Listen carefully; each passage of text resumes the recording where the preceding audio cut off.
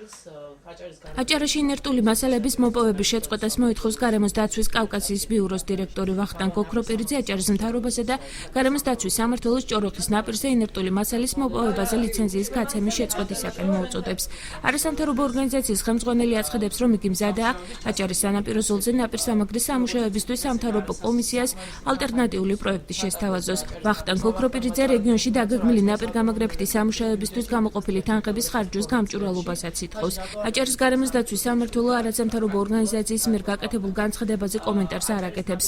პრესამსახურის განმარტებით სამუშაოებისთვის თანხა ბიუჯეტიდან არის გამოყოფილი, რაც საჯარო ინფორმაცია.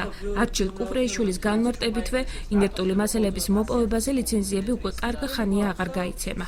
არსებობს კონკრეტული საფრთხის შემცველი ნიშნები ჭოროხის მიდამოებში ეროზიული პროცესების დაწყებისა და ასევე შემდგომში ეკოლოგიური პრობლემების წარმოშობისა. ვთხოვთ აჭარის ავტონომიურ რესპუბლიკის მთავრობას მოახდინოს გაცემული ლიცენზიების ინერტული მასალების მოპოვების ლიცენზიების შეჩერება და გაუქმება. სამომავლოდ შეწყდეს ჭოროხის მიდამოებიდან ინერტული მასალების ამოღება.